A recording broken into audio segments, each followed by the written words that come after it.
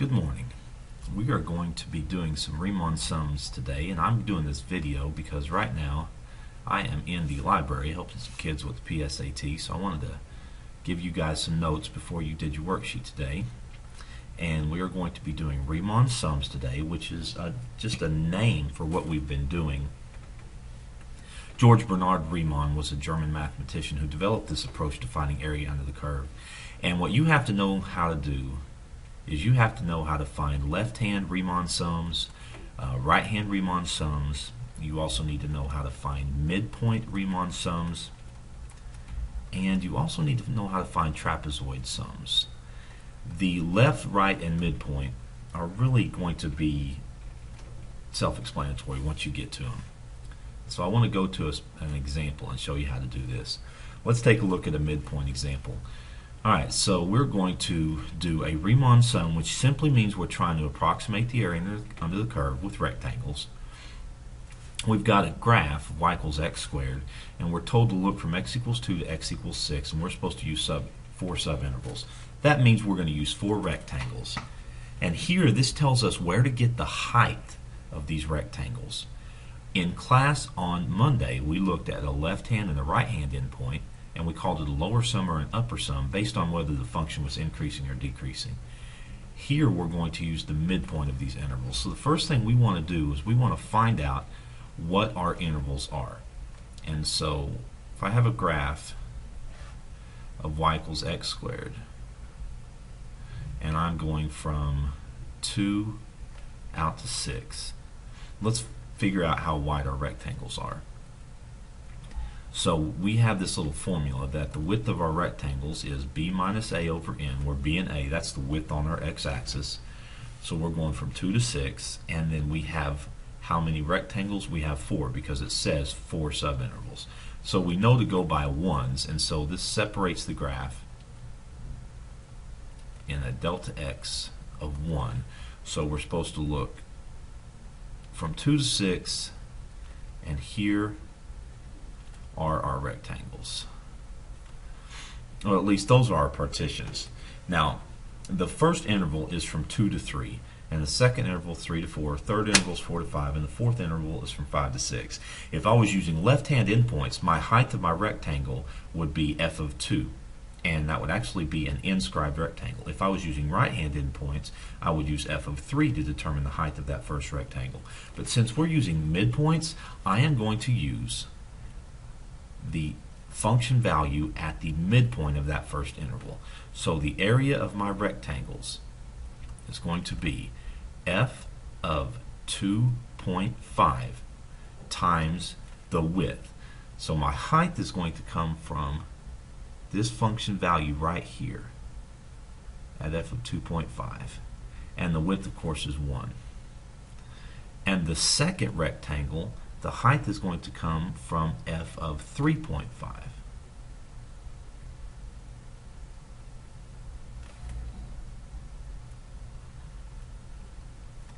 And then multiply that times 1.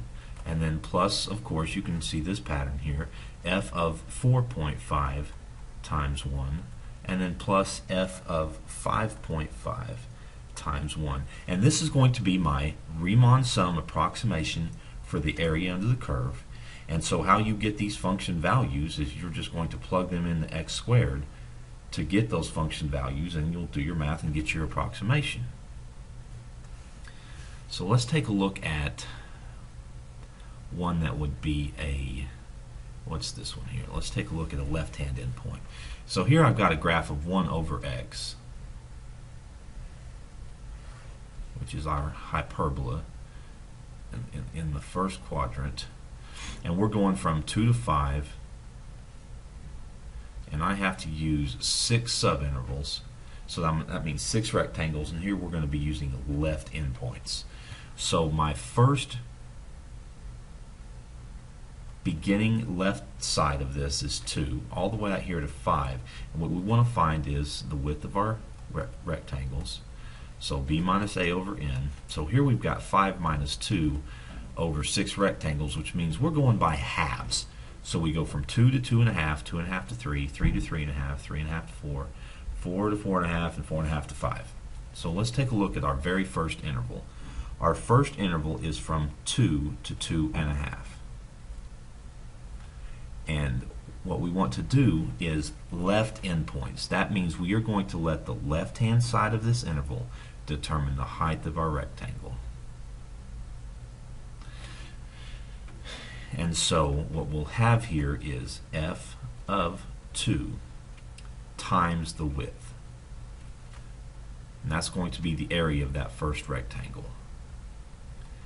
Then you add to this, the next interval is from 2.5 to 3. And in that interval, 2.5 is on the left-hand side, so we'll use the function value at 2.5 times the width. We sort of did this Monday, we just didn't give it the name left-hand Riemann sum. So f of 2.5 times a half plus, and then we would do f of 3 times a half, and then f of 3.5 times a half, and yada yada yada. You keep going, and you till the last one would be what, f of 4.5 times a half, right?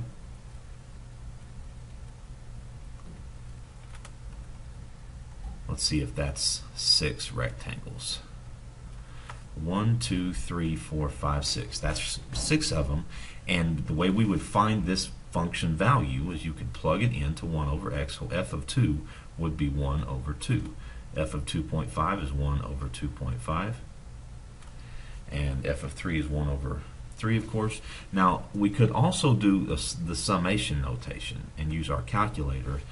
You can get those notes from Monday. I don't want to waste too much of your time today. I want you to be able to practice. The only two other things you need to see are if it says right endpoints, and of course if it says right endpoints, you use the right hand side. You've seen that. And the last thing I want to talk to you about is a trapezoid approximation. So let's take a look at this one, and this is a trapezoid approximation. So what you're going to do for a trapezoid approximation is you're going to draw yourself a little graph, and this is 1, 2, 3, 4, and we've got 1, 2, 3, 4, 5. So this first one is 1, 1.2, and then 2, 2.3. Let's take a look at this first interval. Now, if I were using, make that straight line there. If I were using left-hand endpoints, I would let f of 2 be the height. I'm sorry, f of 1 be the height of my rectangle. Right-hand endpoints would be f of 2, but trapezoids mean you actually connect the left and right endpoint and you make a trapezoid, and you find the area of this trapezoid, and that becomes the approximation to under the curve. And if you don't remember your area of trapezoids, you average the bases and times the height, but it's like area equals 1/2 base 1 plus base 2 times the height. That's how you find the area of a trapezoid. Average the bases and multiply times the height. So the area, I'm just going to do the first one for you, would be, and here this is the area of trapezoids. The first one would be 1.2 plus 2.3. Those are the heights of this trapezoid, and I'm going to average those. That's the 1/2 part, and then I'm going to multiply that times, I guess in the formula, this h, you could consider that your width, and then this is the height of the trapezoid, or the width. So these are the bases of the trapezoid, and this is the width, or the height. So here you're averaging the bases, and we're multiplying that by the height, and that would be the area of the first trapezoid. And then you just do that, 2 more times, and you add them up, and you get your approximation. So good luck.